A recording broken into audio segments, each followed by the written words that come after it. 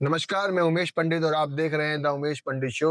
और आज हमारे साथ हैं सुप्रीम कोर्ट के सीनियर वकील रुद्र विक्रम प्रताप सिंह जी। और आज हम उनसे चर्चा करेंगे और कड़वे सवालों के साथ शुरुआत करेंगे और पूछेंगे कि कैसे हमारे न्यायपालिका जो है सुधरेगी, कैसे सुधार होगा। और जो नए वकील अब आने वाले हैं, चुनाव के बाद हमारे वकील साहब चुनाव भी जीतेंगे, हमें पक्का भरोसा है। तो उनके लिए क्या नई योजनाएं रहेंगी, क्या नए मापदंड रहेंगे और उनके लिए क्या बेस्ट करेंगे, इन सब बातों पे हम चर्चा करेंगे। नमस्कार वकील साहब।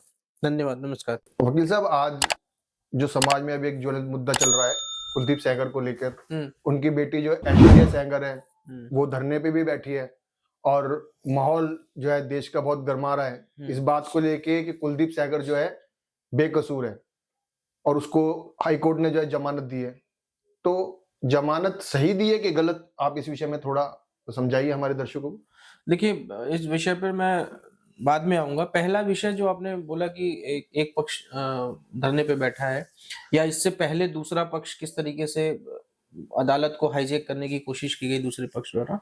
ये एक बहुत बुरा संकेत है हमारी न्यायपालिका के लिए, हमारे जुडिशियल सिस्टम के लिए और पूरे सिस्टम के लिए। मैं कहता हूँ कि एक व्यवस्था अगर न्यायपालिका की बनाई गई है, हम्म। एक स्तंभ बनाया गया है लोकतंत्र का, तो उस स्तंभ की जो गरिमा है और उसकी जो कार्यप्रणाली है, कार्यपद्धति है, उसको हम सबको सम्मान करना चाहिए। अगर मैं मानता हूँ कि सिस्टम में कुछ खामियाँ हैं, मैं इस बात में मैं भी उस सिस्टम का हिस्सा हूँ और मैं हर रोज़ उस सिस्टम को फेस करता हूँ, हर रोज़ उस सिस्टम में आता-जाता रहता हूँ।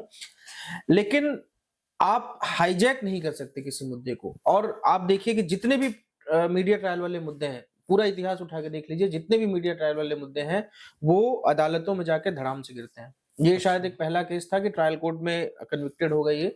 इससे पहले मैं आपको बहुत बहुत एक इससे भी ज़्यादा चर्चित केस निठारी कांड की याद दिलाता हूँ। निठारी हम्म। कांड में एक एक निर्दोष को हम्म। प्रोसिक्यूशन ने पकड़ा, उससे कबूलनामा कराया गया और सारा दोष उस पर मढ़ दिया गया। ट्रायल कोर्ट ने उसको कन्विक्टेड भी करार दे गया, पूरी उसको सजा हो गई, सब कुछ हो गया। जब इलाहाबाद हाई कोर्ट में मामला जाता है, लगभग 10-15 वर्षों बाद, तब ये हाई कोर्ट कहता है, हाई कोर्ट की टिप्पणी पढ़ने लायक है और ये जो सिस्टम है, उस पर ये विचार करने लायक है कि ये सिस्टम कितना सड़ा हुआ सिस्टम है। ये न्यायपालिका हाई कोर्ट कहता है कि जो लोग वाक़ई में दोषी थे, हम्म। उनको बचाने के लिए इस निर्दोष को बलि का बकरा बनाया गया हम्म। और एक बहुत बड़ा सिंडिकेट जिसका पर्दाफाश जो किडनियाँ और ये लीवर, फेफड़े सब बेचता था, उस सिंडिकेट को बचाने के लिए एक हम्म। व्यक्ति को बलि का बकरा बनाया गया, उसको दोषी करार दिया गया, जबकि इसका कोई इसमें हाथ नहीं है। तो आप सोचिए कि कितना बड़ा उस व्यक्ति को वो उस व्यक्ति पर क्या गुज़री होगी, उस व्यक्ति के परिवार पर क्या गुज़री होगी, उस व्यक्ति का परिवार लगभग खत्म हो चुका होगा, वो व्यक्ति अंदर से टूट चुका होगा, इतने वर्षों तक जो आदमी जेल में रहता है, सिर्फ नतीजा क्या था? मीडिया ट्रायल का। अब मैं मौजूदा मामले पे आता हूँ, कुलदीप सिंह सेंगर मामले में। कुलदीप सिंह सेंगर का मामला क्या था? ये हम्म। किसी ने समझने की ज़हमत नहीं उठाई कि ये मामला क्या था, क्या नहीं था। लेकिन उसमें मान लीजिए ट्रायल कोर्ट ने कन्विक्टेड करार दे दिया गया, ट्रायल कोर्ट की अपनी एक प्रोसीडिंग है, उसकी हर कोई इज़्ज़त करता है, उसकी हर कोई रिस्पेक्ट करता है, हर एक कानून का विद्यार्थी इस बात को कहेगा कि ठीक है, ट्रायल कोर्ट ने कन्विक्टेड करार दे दिया, जो भी उनके मानक रहे हों। लेकिन ये मामला जब हाई कोर्ट में जाता है, हाई कोर्ट एक वेल आर्टिकुलेटेड 53 पेज का जजमेंट देता है और प्राइमा फेसाई ये मानता है कि जो कन्विक्शन इनका किया गया है, उस पर हम कुछ अभी नहीं कह रहे हैं, लेकिन जिस सेक्शन के अंदर इनका कन्विक्शन हुआ है, सेक्शन 5C और 376(2), हम्म। जो ये कहता है कि किसी सर्वेंट। पब्लिक सर्वेंट द्वारा अगर कोई रेप कमिट किया जाता है, तो उनको ये सजा होती है और वो उनको जो पॉक्सो का एक्ट है जो 5C और 376(2), उनको ये सजा होती है, जिसमें अगर पब्लिक सर्वेंट द्वारा कोई ऐसे ही रेप किया जाता है, तो वो सजा बढ़ जाती है। हाई कोर्ट में जो सुपरमंडम जी ने जो ये जी, आदेश जी, दिया है। वो सज़ा बढ़ जाती है जो ये ट्रायल कोर्ट का अच्छा, ट्रायल कोर्ट का था। ये ट्रायल कोर्ट ने माना था। ठीक। हाई कोर्ट ने ये माना कि जो आपने पब्लिक सर्वेंट का डेफिनिशन आपने समझा है, वो डेफिनिशन आपने गलत समझा है। प्राइमा फेसाई सिर्फ इस पर बात हुई क्योंकि जब आप बात करते हैं पब्लिक सर्वेंट की, तो जो सेक्शन 21 ऑफ आईपीसी है, इंडियन पीनल कोड, और सेक्शन 2 जो बात करता है पॉक्सो एक्ट का, वो ये कहता है कि जो भी डेफिनेशन होंगी पॉक्सो की, वो गवर्न होंगी आईपीसी या सीआरपीसी से। आईपीसी का सेक्शन 21 इस बात को कहता है कि पब्लिक सर्वेंट कौन होते हैं, पब्लिक सर्वेंट कौन हो सकते हैं। इसमें साफ-साफ लिखा है कि एमपी, एमएलए पब्लिक सर्वेंट नहीं हो सकते हैं। एक दूसरा पक्ष इस बात को कहता है कि AR अंतुल्या केस में सुप्रीम कोर्ट ने कहा कि MP MLA पब्लिक सर्वेंट हो सकते हैं। उनको भी मैं बता दूं कि वो मामला एक दूसरा मामला था, प्रिवेंशन ऑफ करप्शन एक्ट का मामला था। प्रिवेंशन ऑफ करप्शन एक्ट मामले में क्योंकि MP MLA के पास भी पब्लिक फंड होता है जो उसको खर्च करता है, तो उसको अदालत ने माना कि नहीं ये पब्लिक सर्वेंट है। लेकिन CRPC IPC की जहां बात होगी, जहां BNS BNSS की बात होगी, वहां पे पब्लिक सर्वेंट नहीं होंगे। ये बात एकदम तय बात है, एकदम परिभाषित है। जहां परिभाषा नहीं होती है वहां पे उसको एक्सप्लेनेशन की जरूरत होती है। तो उस बात को प्राइमरी कोर्ट ने माना कि भाई ये सेक्शन 4 में इनको अगर कन्विक्टेड होंगे, तो अभी उस पर बात नहीं हुआ कि कन्विक्टेड है नहीं है, वो उस पर ट्रायल कोर्ट का मेरिट पे नहीं गया, सिर्फ ये कि सेक्शन 4 में ये कन्विक्टेड हो सकते हैं अगर इन्होंने रेप किया होगा, और उसकी मैक्सिमम सजा 7 साल है। अच्छा, जो 2017 में 2019 के बाद ये सजा बढ़ा दी गई, लेकिन 2017 का मामला है तो उस वहां से गवर्न होगा, तो वहां पे 7 साल है। तो कोर्ट ने ये माना कि 7 साल अगर सजा है और 7 साल से ज्यादा ये सजा काट चुके हैं, कस्टडी काट चुके 7 हैं, साल 8 महीना जेल लगभग में रह चुके जेल हैं। में रह चुके हैं, तो इनको जो है सस्पेंशन ऑफ सेंटेंस इंटरिम तौर पे इनको राहत दे दी जानी चाहिए। अपील अभी डिसाइड होनी बाकी है। जब अपील मेन डिसाइड होगी तो उसमें कोर्ट मेरिट पे जाएगी और ये देखेगी कि मेरिट पे क्या बनता है। अगर बनता होगा तो उनको वो सजा होगी, नहीं होगा तो नहीं होगा। तो ये फौरी तौर पर जो हाई कोर्ट की जो ऑर्डर था वो बहुत ही आर्टिकुलेटेड, बहुत ही वेल डिफाइंड जजमेंट था, जिस पर मुझे लगता है कि ये मीडियाबाजी, हो हल्ला और इस तरीके की चीजें नहीं पॉलिटिकल हो रहा है मामला। पॉलिटिकल से ज्यादा मैं ये कहूंगा कि जिस तरीके से अदालतों को एक हाईजैक करने की कोशिश की जा रही है इन सब माहौल द्वारा, ये बहुत ही गलत प्रेसिडेंट सेट हो रहा है। कल तो फिर दोनों तरफ से हो रहा है। हाँ, अब इस पक्ष से भी शुरू, मैंने वही कहा कि शुरू में मैंने ऐश्वर्या अगर कर रही है सैगर, अब इस पक्ष से भी शुरू हो गया है। तो वही मैंने कहा कि जब अब उसको शायद उस पक्ष को ये लगता हो कि भाई उन्होंने हाईजैक करके ये मामला अपने फेवर में करा लिया, अब हम हाईजैक करें, तो यही मैं कह रहा हूँ ये गलत प्रेसिडेंट सेट हो रहा है। अगर एक तरफ से कोई करेगा तो दूसरा पक्ष करेगा, और यही मामला नहीं हो सकता आगे कोई मामला उसको लगे कि यार अब मैं भी जाके सड़क पर बैठ जाऊंगी, मुझे भी 4 मीडिया वाले आ जाएंगे, दिखा देंगे, तो मेरा भी मामला पलट दिया जाएगा। बहुत सारे लोग बेगुनाह हैं, कर भी सकते हैं वो लोग। बिल्कुल बिल्कुल कर सकते हैं। तो मैं वही कह रहा हूँ कि ये बहुत गलत प्रेसिडेंट सेट हो रहा है। अगर सड़क पर बैठ के अदालतों के फैसले होने लगे तो इस देश का फिर तो बड़ा ही कल्याण होना बड़ा मुश्किल हो जाएगा। नहीं, उनकी बेटी जो न्याय मांग रही है और वो सड़क पे उतर रही है और वो बोल रही है कि मेरे जो पिताजी हैं, जो मेरे फादर हैं, उन्होंने ऐसा नहीं किया है, और वो नार्को टेस्ट की भी मांग कर रहे हैं। तो नार्को टेस्ट अगर क्या सुप्रीम कोर्ट के पास ये ऐसा कुछ होता है प्रावधान के वो नार्को टेस्ट करा सकते हैं? देखिए, मैं आपको आपके दर्शकों को एक बात बता दूं कि जो ट्रायल होता है वो सिर्फ ट्रायल कोर्ट में होता है। एविडेंस, विटनेस की गवाही, क्रॉस एग्जामिनेशन, जितना भी सारी प्रक्रिया, जितनी भी टेक्निकल प्रक्रियाएं हैं, वो सिर्फ और सिर्फ ट्रायल कोर्ट में होती हैं। ट्रायल कोर्ट के बाद जब हम हायर कोर्ट में जाते हैं, हाई कोर्ट या सुप्रीम कोर्ट में, तो जो ये सारी चीजें हो चुकी होती हैं, जो विटनेस हो गया, जो एविडेंस हो गया, जो भी प्रोसीजर होना होता है, अगर कोई झूठी गवाही दे गया तो झूठी गवाही तो फिर ऊपर तक वही माना जाएगा, ऊपर तक वही माना जाएगा। तो वो तो गलत है ना फिर तो। देखिए, लेकिन अब झूठी गवाही अगर कोई दे गया तो ऐसा नहीं कि आप आए और झूठी गवाही देके चले गए। हाँ। जो एक्यूज का वकील होता है वो क्रॉस एग्जामिनेशन का पूरा मौका मिलता है। आप झूठ कितना तक बोलोगे? अगर कोई अच्छा वकील होगा, क्रॉस एग्जामिनेशन आपका करना शुरू कर देगा। आपको जितनी जो भी बातें, मान लीजिए आपने कोई इंसिडेंट्स के बारे में कहा कि मैं वहां था फलाने दिन, आप नहीं थे, तो अगर क्रॉस एग्जामिनेशन, जब क्रॉस वाला वकील, जब एक्यूज का वकील आपको क्रॉस करना शुरू करेगा, ऐसे तो पकड़े जाते हैं लोग जब आते हैं और झूठी गवाहियां देते हैं, और क्रॉस एग्जामिनेशन जब उनका होता है तो क्रॉस एग्जामिनेशन में ही मैं आपको एक बात और बताता हूँ, जो मैं ये कानूनी बच्चों के लिए मैं एक बात बताता हूँ, दर्शकों के साथ साथ मैं कानून के बच्चों जो कानून की पढ़ाई पढ़ रहे हैं, जब भी आप पढ़ाई शुरू करिएगा वकालत की और जब भी आप प्रैक्टिस शुरू करिएगा, तो क्रॉस एग्जामिनेशन एक ट्रायल कोर्ट की ये कला है। क्रॉस एग्जामिनेशन एक अदालती प्रक्रिया की एक कला है। जिस दिन आपने ये कला सीख ली, क्रॉस एग्जामिनेशन, उस दिन समझ लीजिए कि आपने कोर्ट की लगभग 90% चीजें सीख ली, ट्रायल कोर्ट। मगर एक बात इसमें ये भी है ना वकील साहब, जब ट्रायल कोर्ट होता है और ट्रायल कोर्ट में जो नए लड़के होते हैं, जो वकील होते हैं या पुराने वकील भी होते हैं, तो उनके सामने एक पीपी बोलते हैं शायद, पीपी भी खड़ा होता है जी। और खामी, अब मैं आपको सबसे बड़ी खामी बता रहा हूँ जो ट्रायल कोर्ट में हो रहा है, और ये बहुत बड़ा मुद्दा है, और ये सैंगर के केस में भी होगा, और ये बहुत सारे बेगुनाह लोगों के केस में हो रहा है।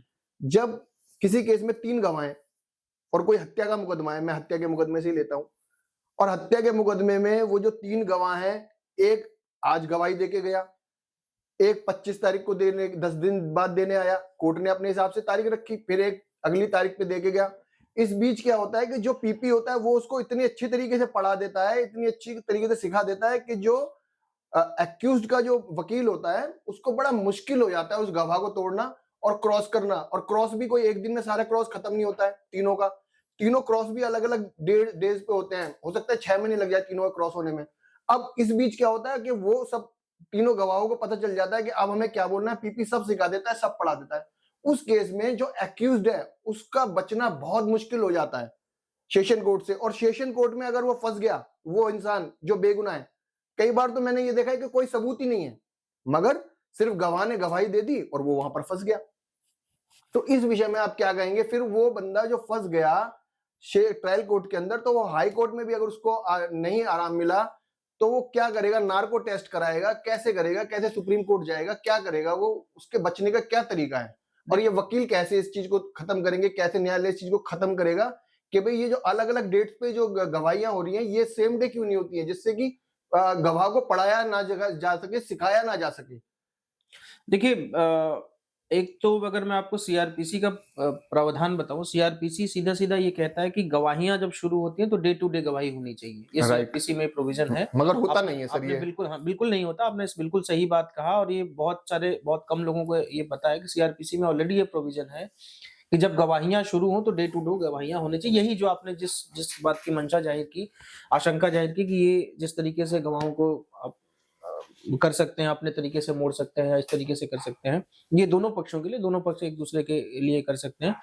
तो ये एक सिस्टम की एक खामी है जो मुझे लगता है कि इसको दूर किया जाना चाहिए, क्योंकि गवाहियां जब शुरू होती हैं तो गवाहियों को एक साथ निपटा देना चाहिए, जितनी भी गवाहियां हैं। डे टू डे इसीलिए बनाया गया था कि और जो क्रॉस भी एक दिन निपटाना चाहिए। क्रॉस भी बिल्कुल देखिए, क्रॉस का तो अगर मान लीजिए आज मैं क्रॉस करना शुरू किया, मेरे क्वेश्चन नहीं खत्म हुआ, तो आप अगले दिन भी क्रॉस कर सकते हैं और ऐसा होता भी है। और अमूमन अमूमन देखिए एक दिन में क्रॉस खत्म कर लिया जाता है। कई बहुत सारे कम केसेस हैं, जैसे कोई बहुत बड़ा केस होता है तो उसमें क्रॉस कुछ रह जाता है, एक आध दिन के लिए डिफर होता है। और एक बात मैं आपको बताऊं कि नो डाउट इसमें बहुत सारे मामले ऐसे मैंने भी देखे हैं कि बेगुनाह लोग फंसाए जाते हैं। जैसे मैं आपको बताऊं, विष्णु तिवारी का एक सबसे लाइव एग्जांपल, आपने भी राइट। शायद नाम सुना होगा। वो बंदा लगभग 20 साल जेल के अंदर रहा, 20 वर्षों तक उसकी जवानी खत्म हो गई, बुढ़ापे में वो बाहर आया, उसका परिवार खत्म हो गया, उसके परिवार के राइट। कई लोगों की डेथ हो गई। और ये तो हम एक नाम जानते हैं, ऐसे हमारा बहुत सारे नाम हम होंगे। ऐसे पता नहीं कितने तिवारी, पता नहीं कितने सिंह, पता नहीं कितने सही गौतम, बात पता है। नहीं कितने लोग होंगे, कितने लोग होंगे? कितने लोग होंगे और अदालतों के चक्कर खाते होंगे और गलत प्रक्रिया में फंसकर उनको सजा हुई होती होगी। और उसके बाद हाई कोर्ट से जब बरी होते हैं लोग, तो ये एक खामी है अपने सिस्टम की। इसी वही मैं कह रहा था कि हाई ये कोर्ट से भी बरी नहीं होते ना सर। दिक्कत तो ये है कि हाई कोर्ट भी ट्रायल कोर्ट को मान रहा है, जैसे कि आपने अभी बोला कि ट्रायल कोर्ट की प्रक्रिया को ही हाई कोर्ट मानता है। और हाई कोर्ट में कितना ही समय मिलता है मुलजिम को? 15 मिनट में उसके जीवन का फैसला हो जाता है। और सुप्रीम कोर्ट में तो सिर्फ 5 मिनट में उसके जीवन का फैसला हो गया। तो कैसे न्याय मिलेगा? देखिए मैंने क्या कहा कि ट्रायल कोर्ट में जब चीजें होती हैं, ट्रायल कोर्ट में सारा प्रोसीजर होके खत्म हो जाता है सारा। और जब हम अपील डालते हैं ऊपर कोर्ट में, तो अपीलिएट कोर्ट सिर्फ वहां के रिकॉर्ड मंगाती है। वहां राइट। के जो हम रिकॉर्ड एक फाइल करते हैं, एक रिकॉर्ड वहां से भी कॉल करती है। वो सारे रिकॉर्ड को देखती है बस कि क्या रिकॉर्ड रहा। ऐसा नहीं है कि हमको देखने में ऐसा लगता है। मैं दिल्ली में प्रैक्टिस करता हूँ। दिल्ली की अदालतें इस मामले में बहुत बेहतर हैं। दिल्ली के जजेस, जो हाई कोर्ट के जजेस हैं या सुप्रीम कोर्ट के भी जजेस हैं, वो फाइलें पूरी पढ़ के आते हैं। एक मैं आपको बड़ी बात बताऊं, हम लोगों को लगता है शायद कि 1 मिनट या आधा सेकंड में फाइल, आप तो 5 मिनट बहुत ज्यादा बता रहा सुप्रीम कोर्ट का। मैं तो कहता हूँ 1 मिनट में फाइलें या तो डिसमिस या तो नोटिस हो जाता है। कभी कभार उसमें 1% केसेस में ऐसा हो जाता है कि गलत भी हो जाता है। मैंने नहीं ऐसा वकील देखा है। साहब, सुप्रीम कोर्ट के अंदर एक दिन में 50 से ज्यादा केस सुने जाते हैं। जी बिल्कुल। तो कैसे वो 50, मतलब 50 केसों को घर से पढ़ के आए जी और बैठ गए सीट पे आके, जी पटल पे बैठ गए। पटल के बाद जो है वकील बहस कर रहे हैं, तो 5 मतलब 50 केसों को कहते 6 घंटे में, 5 घंटे में इतना ही समय होता है वहां पर। जी इतने सारे केसों को कैसे जज साहब जो है इसको कैरी कर पाते हैं? कैसे उसको, उसमें न्याय कैसे मिलता है लोगों को? नहीं, मेरे को तो नहीं लगता न्याय मिलता है देखिए इसमें। मैं बताऊं कि सुप्रीम कोर्ट के जो जजेस हैं, वो हर किसी के पास हर केस का नोट्स होता है। और मैं आपको बताऊं, जब हम खड़े होते हैं हाँ। तो बहुत सारे जजेस को हमने देखा है कि हमसे ज्यादा फाइल की नॉलेज उनको होती है, हमसे ज्यादा फाइल के फैक्ट्स उनको पता होता आई है, एग्री। है ना। मतलब बहुत सारे हो सकता है, एक आध जजेस ऐसे ना मगर हो, उसमें लेकिन ऐसी एक चीज और भी है ना जी। वकील साहब, मन तो वो आपसे पहले जब वो फाइल पढ़ के आते हैं ना, मन पहले ही बना के आए हुए थे कि इसमें क्या फैसला देखिए करना है। इसके, हाँ, इसके प्रोज और कॉन्स भी हैं। जब आप हाँ फाइल पहले से पढ़ के आते हैं तो हाँ, आप हो सकता है कि एक मन बना के आओ कि हमें ये करना फिर है। आप कुछ भी दलील रख लो वकील साहब, ये बात आप मान और सकते हैं कि आपको अगर कोई 5 लाख रुपए फीस दे रहा है और जी। फिर वो सुप्रीम कोर्ट में आके आप खड़े हो रहे हो और आपको 1 मिनट मिला है बोलने के लिए और पहले ही मन अगर जज बना के आ गए तो फिर वकील खड़े ही क्यों है? मैं वही कह रहा हूँ कि इसके इसके दोनों पहलुओं को और आप देखिए कि एक हम्म, तो जज जो है वो ऑलरेडी पढ़ के फाइल आ रहे हैं, वो तैयार होके आ रहे हैं। दूसरा पहलू, अगर और आप दूसरे कोर्टों में चले जाइए, दिल्ली से बाहर के कोर्टों में चले जाइए, वहां पे जज साहब को पता ही नहीं था फाइल में क्या हुआ, तो आके वहां भी 2 मिनट में फाइल डिसमिस कर देते हैं बिना पक्ष को सुने। तो वो कम से कम उससे तो अच्छा है, उससे तो बेहतर है कि कम से कम उनको फैक्ट्स पता है और हमें भी समय मिलता है। ऐसा नहीं कि मतलब बहुत सारे केसेस में जब हो सकता है कि उनको अगर कुछ फैक्ट्स क्लियर नहीं हो पा रहे हैं या कुछ चीजें नहीं हो पा रही, तो वो समय हमें देते हैं, पूछते हैं हमसे फैक्ट्स कि क्या है इस मसले में या क्या आप कहना चाहते हैं। कुछ पॉइंट्स अगर हमको बताने होते हैं, हम बताते भी हैं। कुछ ऐसी कोर्ट है जो नहीं सुनती है, वो अपना जो उन्होंने सोच के आए वो कर देते हैं। लेकिन मैं आपको कहूँ कि ऐसा 1 आध 2% के केसेस में ही होता होगा, वरना न्याय की जो हम बात कर रहे हैं, देखिए एक चीज़ तो मैं मानता हूँ कि जो हम न्याय बोलते हैं, मैं आज के टाइम में बोलता हूँ कि फैसले होते हैं, न्याय तो कभी होता ही नहीं है। नहीं होता, राइट। आज का जो जुडिशियल सिस्टम है, न्यायिक सिस्टम है, ये न्याय की मुझे मतलब न्याय कहना, इसको मुझे लगता है कि मुझे नहीं समझ में आता कि न्याय पहले इसको कहना फिल्मों चाहिए। में बोलते थे ना वकील हाँ, साहब कि वो 100 गुनाहगार छूट जाएं, एक जी, बेगुनाह को सजा नहीं होनी चाहिए। हाँ, पहले होता था। जी। मुझे तो लगता है अब 100 बेगुनाह फंस जाएं, गुनाहगार एक भी नहीं फंसना चाहिए। लेकिन मैं वही कह रहा सिद्धांत हूँ कुछ कि पलटा है। मैं वही कह रहा हूँ कि फैसले अदालतों के होते हैं और अदालतों के फैसले बहुत हद तक सही भी होते हैं, कहीं-कहीं पे गलत भी होता है, और गलत नहीं होते अगर फैसले, तो फैसले पलटते भी नहीं। बहुत सारे फैसले हम देखते हैं कि ट्रायल कोर्ट का फैसला हाई कोर्ट में पलट गया, या ट्रायल कोर्ट, हाई कोर्ट का दोनों फैसला एक था, सुप्रीम कोर्ट में जाके पलट गया, या फिर सुप्रीम कोर्ट का फैसला खुद सुप्रीम कोर्ट ने पलट दिया। 2 जजेस की बेंच को का रेवेन्यू फैसला 3 जजेस की बेंच ने पलट दिया। अभी कुत्तों वाले मामले में देखिए, 2 जज साहब ने कोई फैसला दिया, उसको 3 जजेस की बेंच बना कुत्तों को दी गई। न्याय मिल रहा है वकील साहब, कुत्तों इंसानों को न्याय नहीं मिल कुत्तों हाँ, बिल्कुल ये एक दुर्दशा है, आप कह सकते हैं कि एक दुर्दशा है देश की, कि कुत्तों के लिए आनन-फानन में 3 जजेस की बेंच बना दी गई और कुत्तों के लिए बड़े-बड़े वकील भी खड़े हो गए। तो कुत्तों के पास कम से कम ये है कि उन्होंने शायद इतने बड़े वकीलों को हायर भी कर लिया, इतने हायर बड़े भी कर वकील लिया। खड़े भी हो गए और कुत्तों को न्याय भी मिल गया। ये आप बिल्कुल कह सकते हैं कि इंसानों को न्याय के लिए जितना भटकना पड़ता है, जितना संघर्ष करना पड़ता है, उतना कुत्तों को नहीं करना पड़ा। तो ये तो आप कह सकते हैं कि कुत्तों की स्थिति आज के टाइम में हिंदुस्तान में कम से कम हम कह सकते हैं कि कुत्तों की ज़िंदगी इंसानों से बेहतर है। एक चीज और वकील साहब, मैं आपसे ये पूछना चाहता हूं कि जैसे अब ट्रायल कोर्ट ने किसी को सजा दे दी, हाई कोर्ट ने भी दे दी, सुप्रीम कोर्ट ने भी दे दी, अब सुप्रीम कोर्ट में उस पर अपील का एक समय आ गया और बंदा बेगुनाह है, अब उसके पास क्या रास्ता है बचने का? कैसे बचेगा या वो सजा काटेगा? देखिए क्या नार्को टेस्ट है इस प्रक्रिया में? क्या वो सीबीआई जांच करा सकता है? देखिए अगर उसको लग रहा है कि भाई ट्रायल कोर्ट में मेरे साथ इंसाफ नहीं हुआ, हाई कोर्ट में भी उसे वकील साहब ने बोला अरे मैं तुझे बचा लूंगा, चिंता मत कर, मगर किसी वजह से वो नहीं बचा पाए वकील, तो हर वकील अपने क्लाइंट के लिए मेहनत करता है जब वो फीस बिल्कुल, लेता बिल्कुल। है ना, मगर वो किसी कारण से नहीं बचा पाया हुँ। और सुप्रीम कोर्ट चला गया, सुप्रीम कोर्ट में जाके भी उसको न्याय नहीं मिला, तो अब आखिर में उसको न्याय कैसे मिलेगा? या फिर वो सजा काटेगा या फिर वो नक्सलवादी बनेगा, बंदूक उठाएगा, क्या करेगा वो? देखिए, जो आपने नार्को टेस्ट और इन सब चीज़ों की बात करी, ये सारी चीज़ें ट्रायल कोर्ट में होती हैं। जब नार्को हम्म टेस्ट बहुत ही एक ऐसा टेस्ट है जिसकी इजाज़त यूजुअली कोर्ट नहीं देती है। हम्म बहुत ऐसे लिमिटेड मामले होते हैं जिसमें कोई एविडेंस नहीं है, कोई गवाही नहीं है, कोई ऐसा फैसला करने में कोर्ट सक्षम नहीं है, तो उन केसेस में नार्को टेस्ट की एक इजाज़त देता है कि जब एकदम लास्ट कुछ चारा नहीं बचता, उन सब मैटर्स में नार्को टेस्ट की इजाज़त कोर्ट देती है। नार्को टेस्ट वैसे भी बहुत डिस्प्यूटेड है कि नार्को टेस्ट किया जाना चाहिए, नहीं किया जाना, इस पर भी अभी बहस जारी है। लेकिन आप अगर आपको लगता है कि अगर आप ऊपरी अदालतों में नार्को टेस्ट वगैरह का कुछ अपील फाइल कर पाएँगे ये सब, तो ये सब चीज़ें आप नहीं कर पाएँगे टेक्निकली। आपको जो भी करना है, इसीलिए मैं एक चीज़ और दर्शकों को भी आपको बताऊँ कि जब आप निचली कोर्ट में वकील रखते हैं, तो आपका वकील जितना शार्प और जितना अच्छा ट्रायल कोर्ट का होगा, उतना ही ऊपर वाला वकील के लिए बड़ी आसानी होती है। अगर नीचे केस आपका खराब हो गया एक बार ट्रायल कोर्ट में, जैसे खराब हो जाता है, क्योंकि वो मुलजिम हो अगर जाता है, इनोसेंट है उसको हो पता ही जाता नहीं है। है। बहुत सारे लोगों को पता नहीं होता कि कौन मुझे किसको अपना एडवोकेट रखना एडवोकेट हायर है, करना या चाहिए। मुझे क्या प्रोसेस है। बहुत बहुत सारे, मैं आपको बताऊं कि एक अभी लिस्ट आई थी कि बहुत सारे कैदी जो है जेलों में पड़े हुए हैं, उनकी सजा कंप्लीट हो चुकी है लेकिन वो बाहर नहीं आ पा रहे हैं, क्योंकि उनको पता ही नहीं है कि मुझे अब कहाँ एप्लीकेशन लगानी है, मेरी सजा कब खत्म हो गई, किसको अप्लाई करना है, किसको बोलना है। ये अब सोचिए कि कितनी बड़ी विडंबना है देश की, कि जिस मुस्लिम की सजा भी खत्म हो गई है, वो भी जेल में जेल पड़ा में पड़ा हुआ है, है, उसको पता ही नहीं है। और सरकारों को इतनी फुर्सत नहीं है, या सरकारों को इतना, मतलब सब कुछ है उनके पास, ऐसा तो नहीं है उनके पास सोर्सेज की कमी है, रिसोर्सेज की कमी है, या फिर उनके पास डेटा नहीं है। आप डेटा है, जो डेटा के साथ आप उनको बाहर निकालिए, आपने उनको क्यों रखा हुआ है? तो ये एक अनभिज्ञता की भी मैं कहूंगा कि अनभिज्ञता जिन लोगों को होती है, कि जिनको नहीं पता होता अदालती प्रक्रियाओं के बारे में, कोर्ट कचहरी के बारे में, तो कभी कभार उनके साथ भी कहीं कहीं अन्याय हो जाता है। लेकिन देखिए, मैं एक चीज और मैं आपको कहूंगा कि जिन्होंने गलत नहीं किया है, जिसने गलत नहीं किया है, और वो वो कहीं इनोसेंट न है। कहीं आपको न्याय मिलता है। ऐसा नहीं कि नहीं मिलता न्याय, नहीं निचली अदालतों में मिलेगा, ऊपरी अदालतों में मिलेगा। लेकिन अगर आपने गलत किया है तो उसको उसको मैंने देखा है कि उसको सज़ा होती है, और हालाँकि वो जिसने लोग भी जिसने कभी छूट वकील जाते हैं। साहब गलत किया नहीं, वही नार्को टेस्ट मांगेगा ना, कि भाई बिल्कुल, मैं मुलजिम नहीं हूँ, बिल्कुल। मेरा नार्को टेस्ट कर दो। उस आधार पे कम से कम एक मानवता के नाते वो हमारे देश का नागरिक है, उसको ये सुविधा तो मिलनी चाहिए।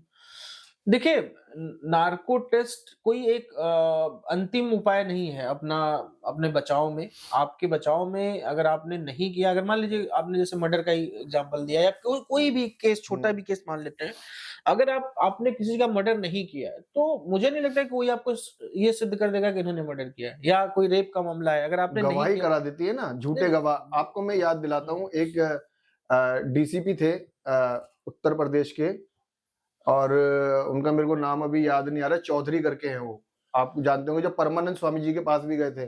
जी। उन्होंने वहां पर जाके एक बात स्वामी जी को ये बोली थी कि स्वामी जी, मुझे पता है इस बंदे ने हत्या नहीं की है, मगर उसके घर वाले बोल रहे हैं इसने हत्या की है। मैंने चेक कर लिया, इसने हत्या नहीं किया, मगर वो बोलते, उसके घर वाले बोलते हैं इसने हत्या की है। अब मेरी मजबूरी है इसको जेल भेजना, तो ये मेरे लिए पाप है या ये मेरी क्या सजा है?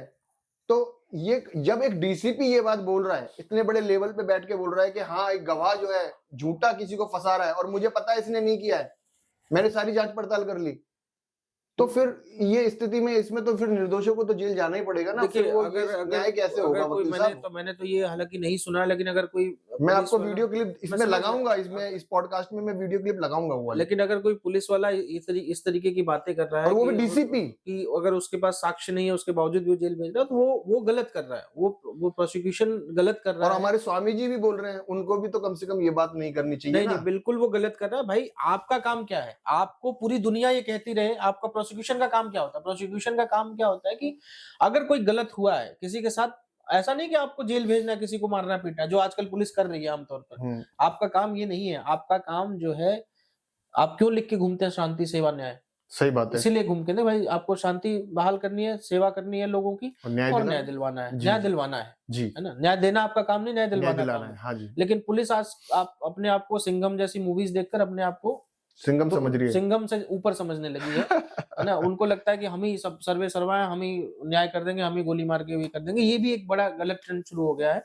तो और कोई डीसीपी लेवल का आदमी ये कह रहा है कि मुझे ये पता है ये निर्दोष है, उसके बावजूद भी मैं इसको जेल भेज वकील रहा साहब, हूँ। मैं क्लिप लगाऊंगा और आप बिल्कुल देखना। लगाइएगा, और ये बहुत ही गलत है। अगर कोई डीसीपी ऐसा करे तो उसके पूरे सर्विस रिकॉर्ड को खंगाला जाना चाहिए, उसके सर्विस रिकॉर्ड उसको को देखा सस्पेंड जाना, करना चाहिए और न्यायालय को अपनी आंखें खोलनी चाहिए बिल्कुल किया जाना चाहिए। कि अगर पुलिस ये बोल रही है तो इसमें गलत हो रहा है अगर लोगों के कोई साथ। पुलिस ऐसा कर रही है, ये जानते हुए भी कि ये निर्दोष है, उसको जेल भेज रही है, तो उसके पूरे सर्विस रिकॉर्ड को खंगाला चाहिए, ना सिर्फ उसी केस को, उसके पूरे सर्विस रिकॉर्ड को खंगाला जाना चाहिए, और देखा जाना चाहिए कितने कितने केसेस में इसने गलत लोगों को अंदर भेजा है। जी। क्योंकि किसी व्यक्ति को अगर आप एक सेकंड के लिए भी, अगर उसकी जो फ्रीडम है, उसकी जो लाइफ की लिबर्टी है, उससे आप अगर उसको अनुच्छेद आर्टिकल 21 जो जिसकी हम बात करते हैं, हाँ। अगर उससे दखलंदाजी उसको कर रहे हैं, तो ये सबसे बड़ा न्याय तो ये है।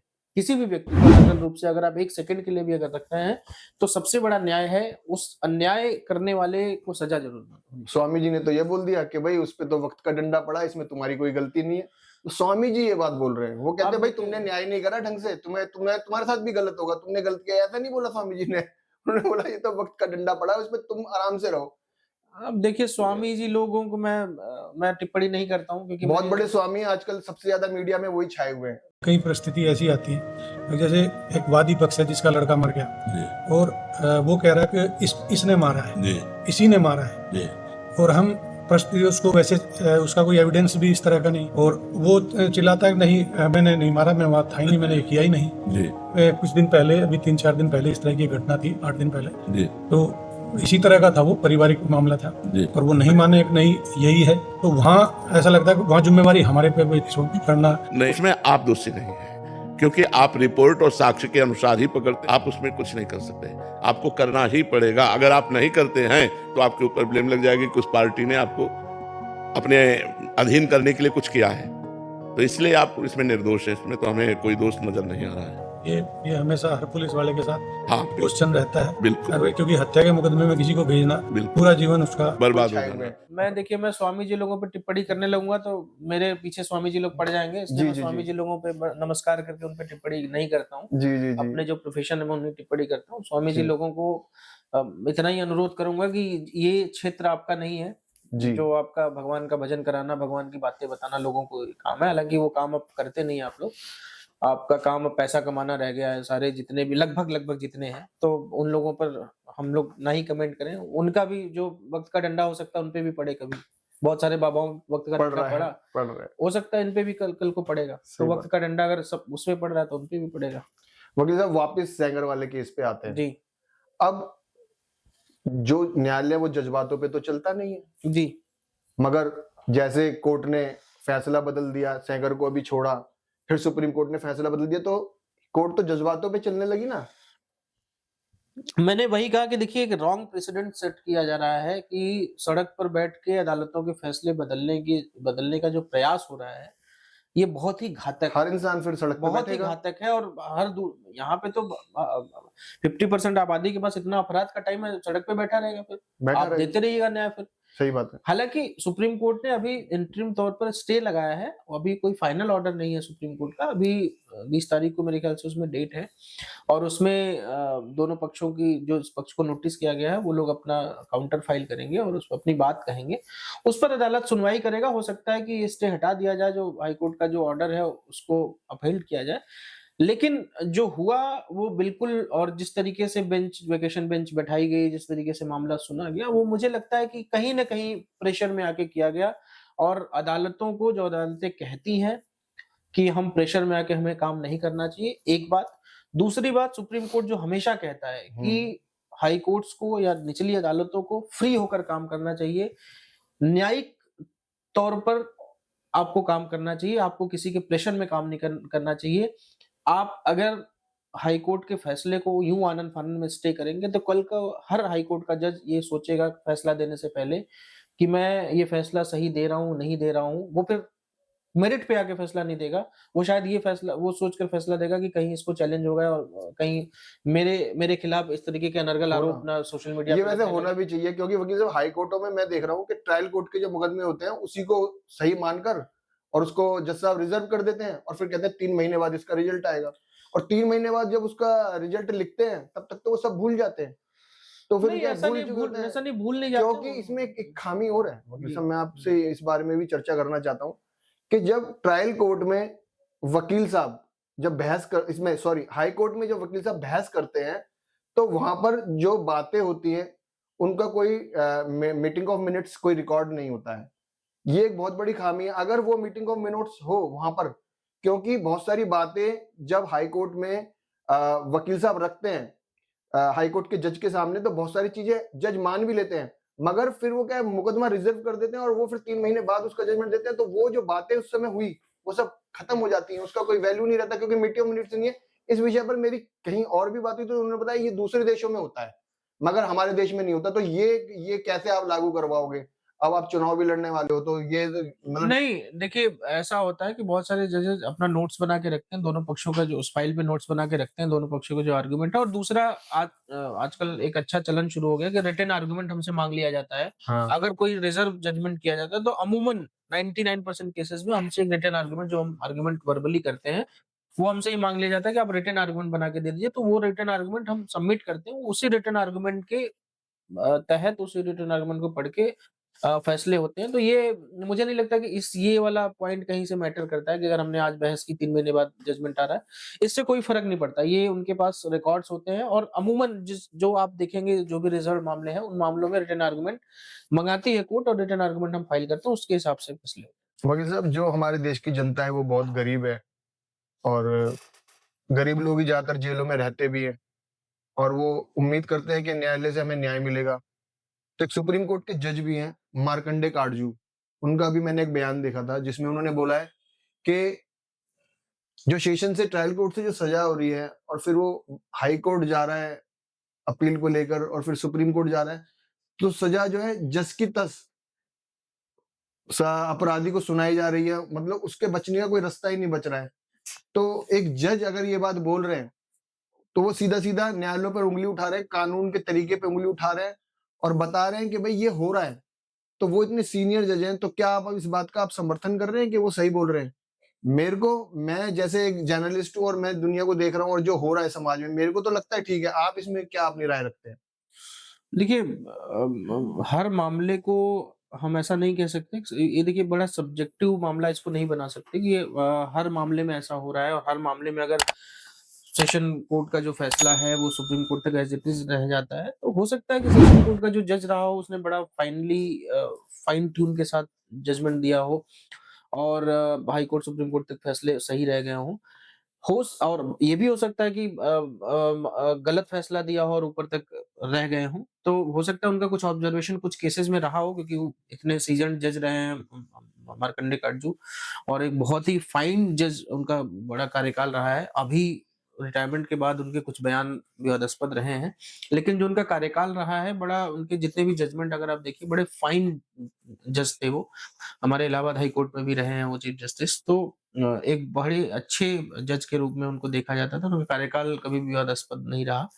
तो अगर उन्होंने, उनका कोई नजरिया है, उन्होंने कोई बात कही है, तो कुछ तथ्यात्मक बात ही कही होगी, कुछ तथ्यों को लेकर उन्होंने बात कही होगी। हो सकता है उनके पास जो तथ्य हों, उन तथ्यों को लेकर उन्होंने बात कही हो, और वो हो सकता है कहीं न कहीं वो सही भी हो। लेकिन मैं इसको सब्जेक्टिव रूप में ऐसा नहीं कह सकता कि हर मामले में ऐसा होता होगा। अगर मान लो वो जो बोल रहे हैं वो सही है, तो सुधार कैसे होगा? आप अपनी राय इसमें दें। देखिए, अगर वो जो बोल रहे हैं और सही है, तो बिल्कुल हमें फिर पूरा नीचे से लेके ऊपर तक काम करने की ज़रूरत है। सिस्टम को सुधारने की ज़रूरत है। नीचे जो हमारी जो प्रक्रिया है, निचली जो अदालतों के जो जजेस हैं, जैसा कि एक एक बड़ा सुधार अभी हाल के दिनों में हुआ है कि जो जो मजिस्ट्रेट होते थे, जो सबसे निचला कोर्ट, जो सबसे निचली कोर्ट होती है क्रिमिनल कोर्ट में, वो वो बिना किसी एक्सपीरियंस के मजिस्ट्रेट बन जा रहे थे, बिना किसी मजिस्ट्रेट को कुर्सी पे बैठ गए और सजा सुनाने लगे या फिर क्रिमिनल मामले सुनने लगे। अब वो ये कर दिया गया कि 3 साल की आपकी प्रैक्टिस अनिवार्य कर दी गई है। 3 साल की प्रैक्टिस के बाद ही आप जा पाएँगे, मजिस्ट्रेट बन पाएँगे। तो एक पहला सुधार मुझे लगता है ये किया गया, क्योंकि जब तक आपको कोर्ट का एक्सपीरियंस, आपने किताबी ज्ञान पढ़ लिया, किताब पढ़ लिया और मजिस्ट्रेट हो गए, आपने उन अनर्गल फैसले देने शुरू कर दिए। बहुत सारे मामलों में देखा, मजिस्ट्रेट लेवल में तो जितने मजिस्ट्रेट हैं वो 50 से ज़्यादा, मतलब 60-70% मजिस्ट्रेट्स को कुछ नहीं आता, और वो कुर्सी पे बैठे हुए हैं, किताब पढ़ के आ गए हैं और किताब पढ़ के मजिस्ट्रेट बन गए और वो अनर्गल फैसले देते जा रहे हैं। तो ये एक बड़ा सुधार ऑनरेबल कोर्ट ने किया है कि कम से कम 3 साल की, जब तक आपको कोर्ट की नॉलेज नहीं होगी, जब तक आप एडवोकेसी क्या है ये नहीं समझेंगे, जब तक आप क्लाइंट क्या है नहीं समझेंगे, कोर्ट के मसले नहीं समझेंगे, तब तक आप कैसे कोर्ट में आके फैसले दे पाएँगे। तो ये एक बहुत बड़ा फैसला और बहुत अच्छा फैसला, मैं, बहुत सारे लोगों ने कहा कि फैसला अच्छा नहीं, लेकिन मैं मानता हूँ कि बहुत अच्छा फैसला है, क्योंकि जब तक आप कोर्ट की गतिविधियाँ नहीं देखेंगे, कोर्ट में क्या चल रहा है नहीं देखेंगे, आप जो है 3 साल या 5 साल की पढ़ाई करके आप जज बन गए, ये कहाँ का मसला है भाई? आपको, जब हम वकालत की पढ़ाई पढ़ के आते हैं, तो हम जब कोर्ट में घुसते हैं तो हमको लगता है हमको तो कुछ आता ही नहीं है। जो हमने पढ़ाई पढ़ी है वो उसका तो कोई यहाँ अभी कोई मतलब ही नहीं है। आपको जो बेसिक चीजें हैं वो 2 साल 3 साल हम लोगों को लगते हैं बेसिक चीजें सीखने में। तो जजेस के साथ भी बिल्कुल ये अच्छा हुआ, कम से कम एक बेसिक सुधार हुआ और भी सुधार की जरूरत है जुडिशियल सिस्टम में और मुझे लगता है धीरे-धीरे हो सकता है सुधार आएगा। वकील साहब, आपको मैं बधाई भी देना चाहता हूँ कि आप जो है बीसीडी चुनाव का जो है इलेक्शन लड़ रहे हैं जी, और बहुत सारे वकील और भी लड़ रहे होंगे जी। और अभी आप युवा भी हैं, तो युवा सोच के साथ और आप सोशल वर्कर भी रहे हैं। हुँ। तो जो नए वकील हैं उनके लिए क्या आप अलग कुछ करना चाहते हैं? क्या आपने सोचा है कि क्या उनके लिए कुछ अच्छा बेस्ट होना चाहिए? समय का बदलाव भी है। देखिए बीसीडी चुनाव में मेरी एक ही अपील है कि बूढ़े बरगद की छाया छोड़ो, नए वकीलों धारा मोड़ो। वाह! ये मेरा बहुत एक बढ़िया, एक बहुत मेरी बढ़िया। एक नए वकीलों के लिए एक संदेश है कि बूढ़े बरगद की छाया छोड़ो क्योंकि जितने लोग बीसीडी में जितने लोग बैठे हुए हैं, एक उन्होंने एक बपौती बना लिया है, 20 साल 25 साल से वो लोग बने हुए हैं और मेरे 5 साल के चुनाव में 5 मुद्दे हैं। एक सबसे पहला मुद्दा और मेरा पूरा चुनाव फर्स्ट जनरेशन लॉयर्स को लेके फर्स्ट जनरेशन लॉयर एसोसिएशन मेरा जो पिछले 2-3 वर्षों से काम कर रहा है, वो मुद्दों को लेकर है फर्स्ट जनरेशन लॉयर्स को लेकर हमारे जो मुद्दे हैं कि एक तो ये सबसे बड़ा मुद्दा है कि जो आप बीमा दे रही है दिल्ली सरकार, वो बीमा दिल्ली सरकार तो दे रही है अपने वोटर्स को लुभाने के लिए कि जो दिल्ली के वोटर्स हैं। लेकिन बीसीडी के जो लोग वोटर हैं, जो बीसीडी के मेंबर हैं, चाहे वो फरीदाबाद रहते हो, गुड़गाँव रहते हो, नोएडा रहते हो, कहीं भी रहते हो, अगर आप बीसीडी के मेंबर हैं, तो आपको वो 10 लाख का बीमा कम से कम मिलना चाहिए। 5 लाख का बीमा भी बहुत कम है, तो मेरा एक सबसे पहला ये है कि 10 लाख का बीमा सबको जितने भी बीसीडी के मेंबर हैं। चैम्बर एलोकेशन में जो ये बपौती सिस्टम है उसको खत्म किया जाए जिसके लिए मेरी पिटीशन भी ऑनरेबल हाई कोर्ट में सुनवाई पर है। जो एक बपौती सिस्टम जो ये है इसमें कि भाई बाप का चैम्बर बेटे को मिले, ये खत्म किया जाए। मिनिमम स्टाइपेंड मैक्सिमम काम की व्यवस्था हो फर्स्ट जनरेशन लॉयर्स के लिए। जब सीनियर एडवोकेट या जजशिप में नाम जाता है तो उसमें जो फर्स्ट जनरेशन लॉयर्स के जो बच्चे हैं उनको भी एक मिनिमम संख्या उनकी हो। ऐसा ना हो कि भाई भतीजावाद को ही देखकर सिर्फ जज बनाया जाए, सीनियर एडवोकेट बनाया जाए। तो ये मेरी 4-5 मुख्य मांगे हैं और मुख्य मेरे काम है जो मैं करूँगा जब मैं चुनाव जीत कर आऊँगा और मेरा बिल्कुल फोकस फर्स्ट जनरेशन लॉयर्स के लिए है और फर्स्ट जनरेशन लॉयर्स इस बार बदलाव के लिए वोट करेगा और जो एलिटिज्म, फेवरेटिज्म और नेपोटिज्म इस लिटिगेशन में घुस गया है, उसको खत्म करने के लिए वोट करेगा। बहुत बढ़िया वकील साहब, आपको हमारी तरफ से और हमारे दर्शकों की तरफ से जो है हमारी टीम की तरफ से आपको बहुत-बहुत बधाई। आप जीत के आओ और फिर हम आपसे जो है बहुत सारे कड़वे सवालों के साथ फिर मिलेंगे। Thank you. जय हिंद।